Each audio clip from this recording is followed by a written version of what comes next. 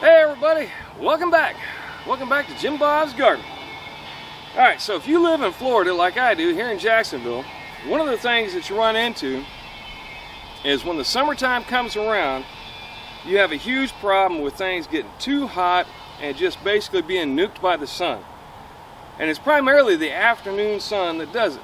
So what I did last year, I dug up this plot, put some old lumber that tree trunks that I had here on the property around it, and the idea is that throughout the summer months this will get about a half a day's sun and the rest shade, and it'll primarily be shaded in the afternoon time. Let me kind of show you around and show you kind of where the trees are situated here. Alright, so that's my garden right here, and then if you look back over here on my neighbor's property, I've got a lot of trees. That's a big old oak tree right there and a couple others that are back there. And so if you look up, that comes down and that shades this area only in the springtime. Now as it moves further into the summer and the sun gets a little more directly overhead, most of this garden will be in sun in the morning. But over here, what you see is my big crepe myrtle. Now that crepe myrtle overhangs the garden. So after about noon, it will completely shade this garden, and then as the sun gets down lower in the horizon over the top of that house and such, I'll get a little bit of sun in the late evening. Alright, so that's kind of the setup you want if you're going to do a shade garden. Alright, so now you can see that I've already started planting. And some of the things that I've planted is red radish in this row, carrots in this row, thinking that those are the ones that are going to be probably the most sun hungry. Alright, and then behind that I've got beets, Swiss chard, followed by a row of spinach. Now that's the area that's going to get the most shade, so I'm trying to put the more cool weather loving vegetables in the back. Around the outside you'll see I've got these baby marigolds planted, which are starting to wilt, so I need to get this finished up and get some water on it. And in the back, I'm going to plant some lettuce with a bit more of the marigolds. Alright, so let's get that going on.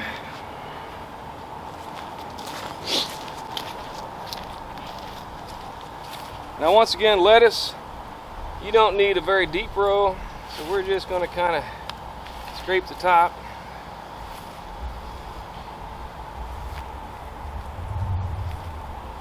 Just kind of scratch a little bit so I get a little bit of dirt over the top of the lettuce.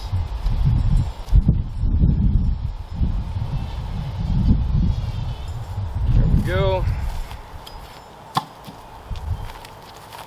And then we're going to plant our butter crunch lettuce.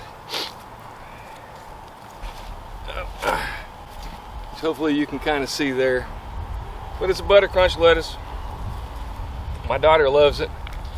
One of her favorites. And I do have it planted in several other places. And the neat thing is this was actually one of the free seeds I got from Baker Seeds.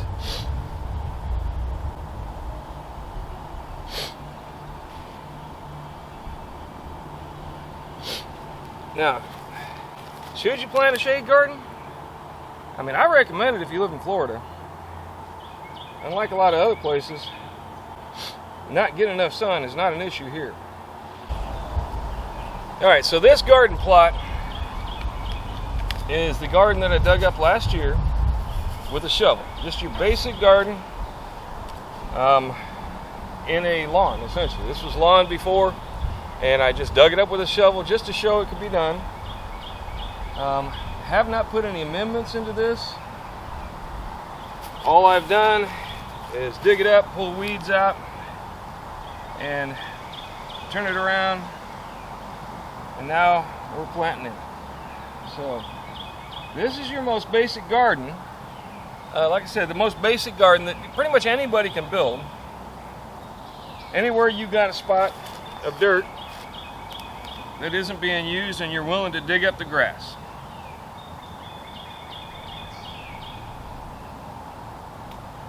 So highly recommend it.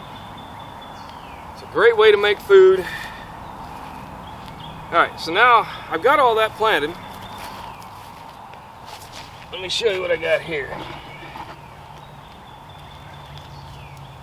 So this is a bunch of marigolds that basically came back from seed.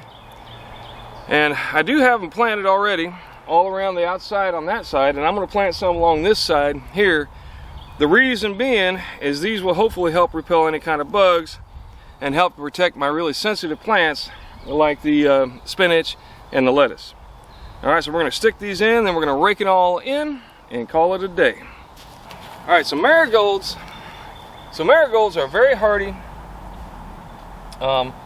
They're a great plant to plant because they help to repel bugs. They'll grow just about anywhere. A lot of plants like them, so it's not any kind of an issue that I'm aware of with any other plants that, you know, find them detrimental. So I mean, if you've got some marigolds, I highly recommend planting them all over the place. Now, where did I get all these marigolds? Basically, they're sprouts from last year's marigold flowers that fell on the ground in my rose garden out front. I've got them all over the place. Some I've actually taken the flower heads and sprinkled the marigolds on purpose. Other places they've just fallen. I've got them all in my food forest. I've got them all over the place. Like I said, they're a very handy flower, very handy plant to have around. They do deter bugs, certain bugs, not all bugs, but they do deter bugs. So that should help. Because I'm going to tell you, Swiss chard is very popular amongst the bug population. I've always had a lot of trouble getting it to grow just for that reason. Because the bugs will just eat it up.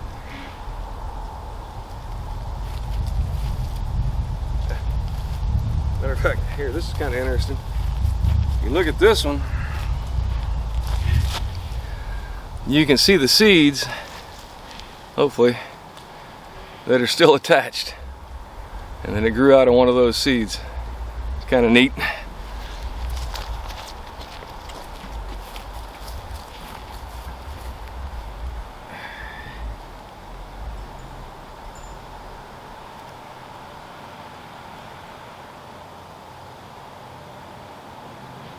Alright. This will be the last one. Ah! Ants! Lots and lots of ants.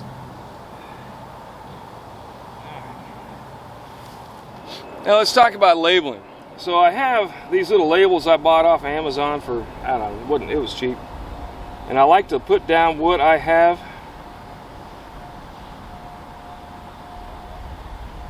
Just so as it sprouts up, I know what I'm looking for.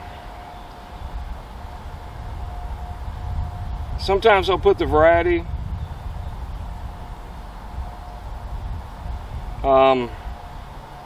Apparently I can't write and talk at the same time.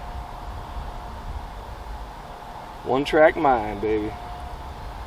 Alright, so as it sprouts up, then I'll know what I have, kind of know which line I'm looking at and what's going on with it.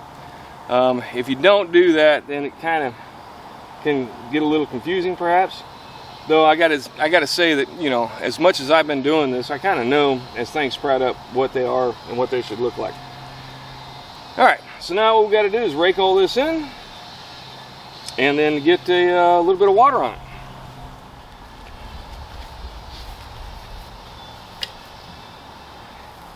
Now I don't know if you can see it very well in the video because of the gray dirt.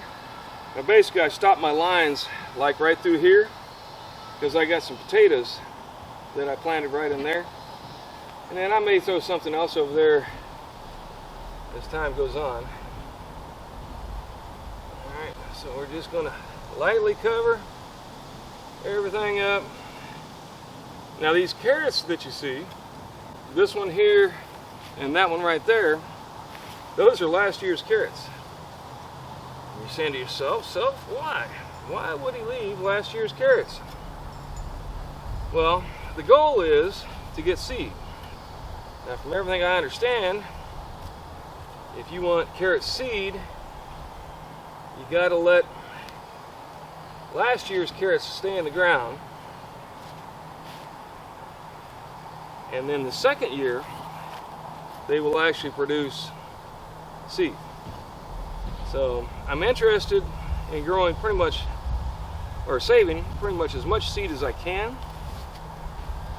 So that's part of what I'm trying to do here, make this as sustainable as possible, not only with the way I grow things, but also, you know, being able to go year over year without having other inputs or having to get stuff from elsewhere. No, not because I think the end of the world is coming, but if it does, I'll be ready, by God. But no, mostly just because I honestly believe that as you go along, if you get your own seed, basically your seed will become acclimatized, in theory at least, to your climate, your growing conditions, and hopefully produce better for you as time goes on. And that's how the varieties of vegetables and plants that we have come about over time, is people would take the best plants and essentially save the seed from the best plants, and the ones that grew the most fruit or food,